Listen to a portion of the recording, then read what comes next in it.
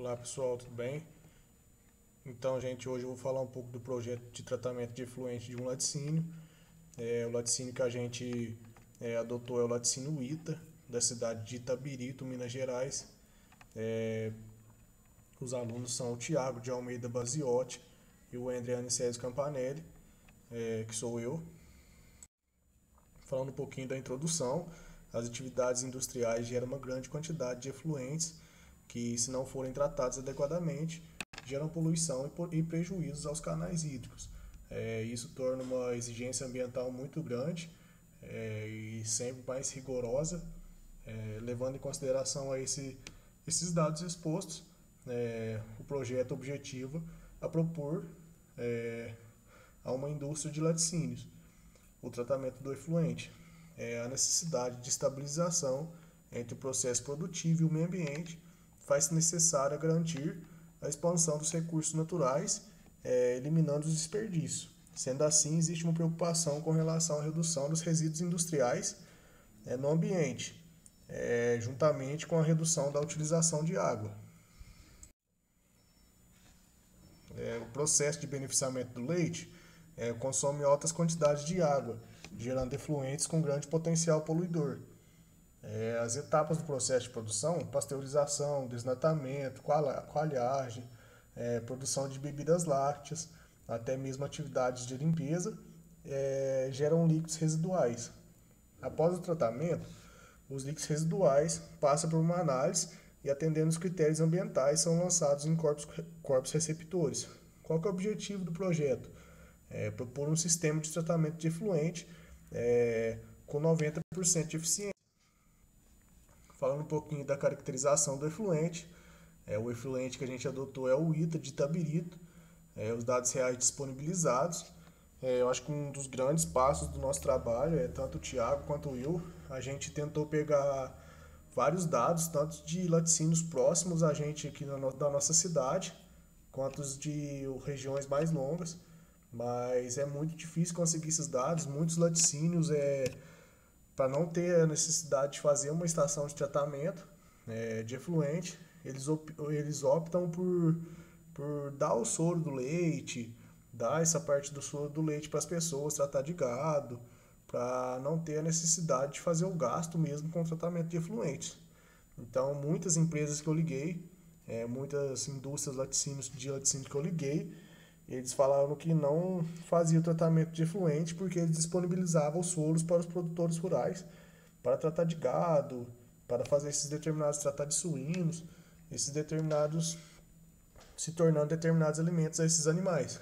Mas outras empresas também que a gente ligou, tanto eu quanto o Thiago, teve uma que foi até engraçado porque ela acabou falando pra gente se a gente era algum fiscal ambiental, por conta de querer tantos essas caracterização dos efluentes, que era um dado particular da empresa, que eles não poderiam compartilhar. Então, isso foi um pouco até grotesco com a gente, mas sabendo relevar, eu expliquei que a gente estava fazendo um trabalho de faculdade, de mestrado, aí por fim que eles entenderam, mas mesmo assim não passou os dados. Então, aí eu tinha um amigo nessa cidade aí de Itabirito, que trabalha nesse laticínio, ele conseguiu os dados reais pra gente desses produtos do laticínio. As caracterização do efluente, falando um pouquinho da vazão, vazão 2,1 metros cúbicos por hora, falando um pouquinho do cloreto, 453,3 miligramas por litro, falando um pouquinho do nitrato de amonical, 3,3 miligramas por litro, óleo mineral 253,2 miligramas por litro e assim por diante, falando de todos. O pH, que é importante também, 3,91, a DQO 1.679 miligramas por litro, a DBO de 5 dias 7.393 miligramas por litro e a temperatura 28,9 graus Celsius. Faltam o grauzinho ali do graus, mas vocês desprezam. Falando um pouquinho da padronização, padrões de lançamento de efluentes, a resolução número 430 de 13 de maio de 2011 propõe as condições e padrões de lançamento de efluentes. além de complementar e alterar a resolução número 357 de 17 de março de 2005 do CONAMA. Entre seus demais artigos destaca o artigo 3, onde relata que os efluentes de qualquer fonte poluidora somente poderão ser lançados diretamente nos corpos receptores após o devido tratamento, desde que obedeçam às condições, padrões e exigências dispostos nessa resolução e em outras normas aplicáveis. O artigo 16, onde fala que os efluentes de qualquer fonte poluidora somente poderão ser lançados diretamente no corpo receptor, desde que obedeçam às condições e padrões previstos nesse artigo, resguardadas outras exigências cabíveis, quais que são o pH entre 5 e 9, temperatura que seja inferior a 40 graus, sendo que a variância de temperatura do corpo receptor não deve exceder a 3 graus no limite da zona de mistura, materiais sedimentáveis até 1 ml por litro em teste de 1 hora em cone MOF, para o lançamento de lagos e lagoas, cuja velocidade de circulação seja praticamente nula, onde os materiais sedimentáveis deverão estar virtualmente ausentes.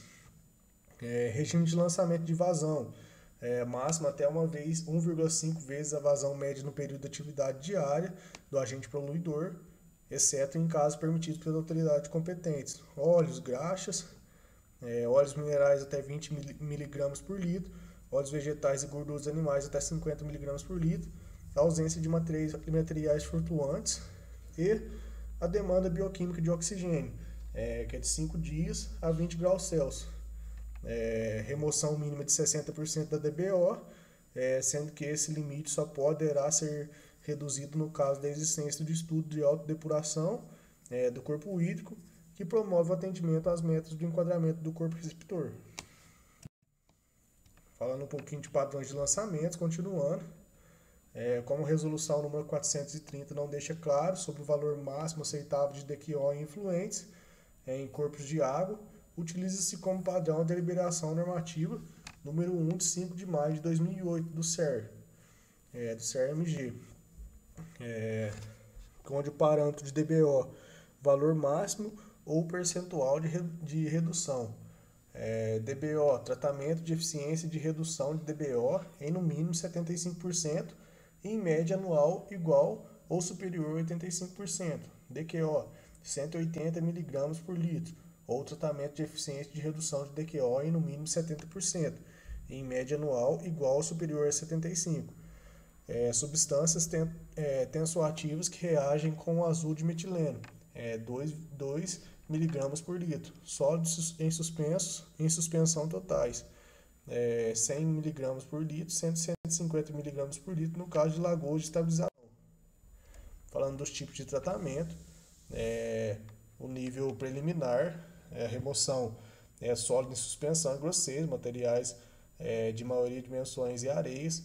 O primário, sólido em suspensão sedimentáveis, DBO em suspensão, matéria orgânica proveniente do sólido em suspensão sedimentáveis. Secundário, DBO em suspensão, matéria orgânica em suspensão fina, não removida no tratamento primário. E DBO solúvel, matéria orgânica de forma sólida dissolvida. E no terciário, os nutrientes, fósforo e nitrogênio, patógenos, compostos não biodegradáveis, metais pesados, sólidos inorgânicos dissolvidos, sólidos remanescentes em suspensão. Falando um pouquinho do fluxograma, o efluente bruto preliminar, gradeamento, caixa de areia, primário, caixa de gordura, e secundário, lodos ativados, efluente de tratamento e o efluente tratado. Falando um pouquinho do memorial de cálculo, a gente adotou o gradeamento dimensionado, foi o gradeamento ultra fino, com limpeza manual, inclinação de 45%, a espessura de 22 mm, largura de 9 mm, espaçamento a 3 mm, número de barra 12, número de espaço 13, altura do canal 0,201 metros. Aqui uma imagem de gradeamento ultra fino, limpeza manual. Bom, eu vou estar falando a respeito do memorial de cálculo. Meu nome é Tiago, tá? E a primeira coisa que nós temos no memorial de cálculo é o canal dimensionado. A inclinação dele de 45 graus, a altura do canal de 0,201 e a largura do canal de 0,14 metros, tá? Ambas as unidades estão em metros. Baseado na velocidade de passagem, a princípio foi encontrado um valor de área útil em metros quadrados de 0,001402 metros quadrados, tá? Mas depois de ter seguido o roteiro inteiro, foi feito o recálculo e o recálculo demonstrou um valor para nós de 0,001431, tá? E uma velocidade de passagem recalculada de 1,15 aproximadamente em metros por segundo e velocidade a montante de 0,4411, tá? Metros por segundo também. Então, como vocês podem ver aqui, tem um layout, tá? Do canal que foi dimensionado. E aqui, nessa imagem, é possível visualizar um ilustrativo do canal, certo? Então, ele tem ali as duas comportas do lado esquerdo para fazer justamente o desvio, se necessário. Nesse slide, nós temos o dimensionamento da caixa de areia, certo? Temos a largura e o comprimento, respectivamente BC e LC, ali embaixo, o Q, que é a vazão, e o V, que é a velocidade de passagem, tá? Então, a largura, os valores de largura, que são 0,14 metros, e comprimento, que é 0,90 metros, eles correspondem a uma área de 0,005 metros quadrados, tá? Então, e tem o volume do esgoto em metros cúbicos também, que é de 1.187,78 metros cúbicos. O volume acumulado de areia, nesse caso, foi de 0,036 metros cúbicos. E aqui é possível visualizar o ilustrativo da caixa de areia, certo? Como foi explicado o dimensionamento dela no slide anterior. Com relação à caixa de gordura, né, temos uma largura de 2 metros, um comprimento de 4 metros, uma profundidade de 1,5 metros e um volume de 12 metros cúbicos. Com relação às horas de operação por dia, foram adotadas 8 horas, tá? E também, assim como as horas de operação diárias, foi adotado um tempo de detenção, um TD, de 0,75 horas. Em seguida, nós temos o memorial de cálculo dos lodos ativados mais o decantador, certo? Temos os seguintes dados. A vazão em litros por segundo ficou em 0,61. A demanda bioquímica de oxigênio do afluente ficou em 7.393 miligramas por litro. Os sólidos suspensos totais do efluente desejado, no caso do laticínio, em miligramas por litro ficou em 34. E a relação entre sólidos suspensos voláteis e sólidos suspensos totais ficou em 0,7. Agora, com relação ao lodo recirculado, em miligramas por litro, né, no decantador, ficou em 8.000. Ainda dentro da planilha de dados, temos a idade do lodo, que no parâmetro que foi solicitado para que assumíssemos inicialmente, era pedido de 4 a 10 dias no convencional. O nosso ficou em 7 dias. Com relação à concentração de sólidos suspensos voláteis no tanque de aeração, era solicitado de 1.500 a 3.500. O nosso ficou de 3.000 miligramas por litro.